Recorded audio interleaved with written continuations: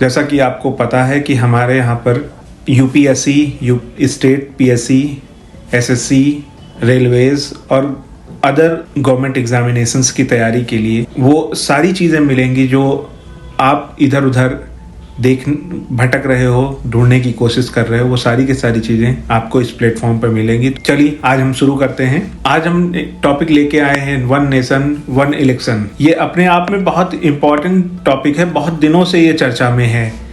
सारी विपक्ष की पार्टियां और सत्ताधारी बीजेपी ये बात कह रही है कि वन नेशन वन इलेक्शन होना चाहिए, वहीं विपक्ष कह रहा है कि ये बिल्कुल भी देश के लिए ठीक नहीं है। तो वन नेशन वन इलेक्शन की हम बात करेंगे और इसमें बताने की कोशिश करेंगे कि इसमें क्या डेवलपमेंट्स हुई हैं। तो अभी हाल ही में जो सेशन चल रहा था वहाँ पर वन नेशन वन इलेक्शन के बारे में बिल प्रस्तुत किया गया है। बिल मतलब विधेयक, और उस विधेयक में 29वां संविधान संशोधन विधेयक 2024 प्रस्तुत किया गया है और केंद्र शासित प्रदेश कानून संशोधन विधेयक 2024 प्रस्तुत किया, यानी कि 2 विधेयक यहाँ पर प्रस्तुत किए गए हैं। और उन विधेयकों के माध्यम से वन नेशन वन इलेक्शन को एक नया अमली जामा पहनाने की कोशिश की गई है। अब इसमें एक नज़र डालें, इसके प्रावधानों को एक ध्यान से देखें तो 129वां संविधान संशोधन विधेयक 2024 लोकसभा और राज्यसभा के लिए चुनाव कराने के लिए संशोधन और नए अनुच्छेद शामिल करने का प्रस्ताव किया गया है। अब इन अनुच्छेदों को देखेंगे तो अनुच्छेद 83 संशोधन किया गया है, जिसमें कहा गया है कि लोकसभा में इसका संशोधन किया जाएगा और ये लोकसभा अपनी पूर्ण अवधि के 5 मिनट भंग होगा। बाकी आप लोग देख लेना, इसमें बहुत कुछ लिखा हुआ है। संविधान संशोधन 82 ये जोड़ा गया है, जिसमें भी कुछ बातें बताई गई हैं।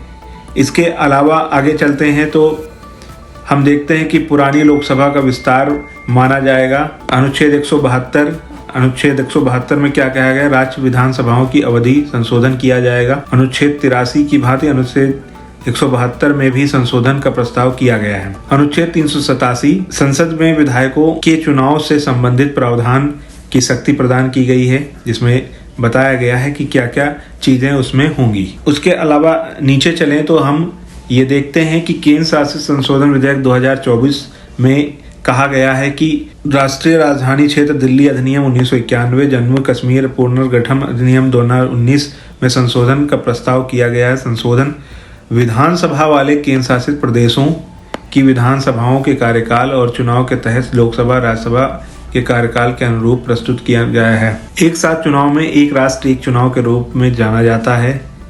भारत में इसका आशय लोकसभा, राज्य विधानसभाओं और नगर पालिकाओं, नगर पंचायतों के चुनावों को एक साथ संपन्न किया जाने से है। ऐसा होने पर किसी विशेष निर्वाचन क्षेत्र के मतदाता इन सभी चुनावों के लिए एक ही दिन मतदान कर सकेंगे।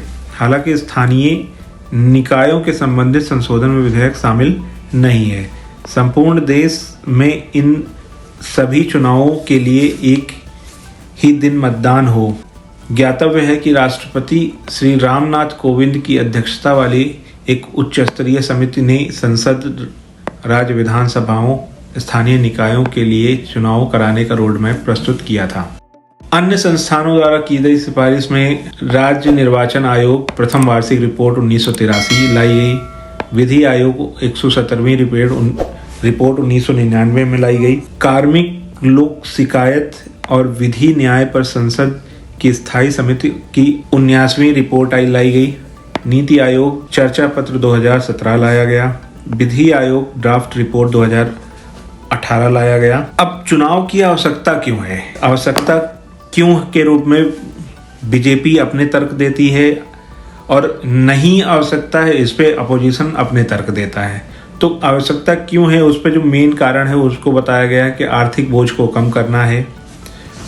इसके अलावा अलग अलग चुनाव के संचालन में लगने वाले संसाधन जैसे मानव शक्ति, उपकरण, सुरक्षा पर खर्च की कमी होगी। आर्थिक प्रभाव होगा। शासन व्यवस्था में व्यवधान और नीतिगत पंगुता जो है वो कम होगी। मतदाताओं की भागीदारी से जुड़ी चुनौतियां भी कम होंगी। प्रतिक्रियात्मक दक्षता और संसाधन समुचित उपयोग होगा। संवैधानिक चुनौतियां होंगी। लॉजिस्टिक संबंधी चुनौतियां होंगी। संघवाद पर प्रभाव होगा और बहुत सारी चीज़ें ऐसी कही गई हैं जो ये बता रही हैं कि लगभग जब दोनों लोकसभा और राज्यसभा में बिल पास हो जाएगा तो बहुत सारा रेवेन्यू जो इधर उधर वेस्ट हो रहा है वो बचेगा। आज के लिए सिर्फ इतना ही। आगे हम फिर से एक बार आएंगे और कुछ नए टॉपिक, नई चीज़ों को लेकर और विस्तार से डिस्कस करेंगे। अभी के लिए इतना ही। धन्यवाद।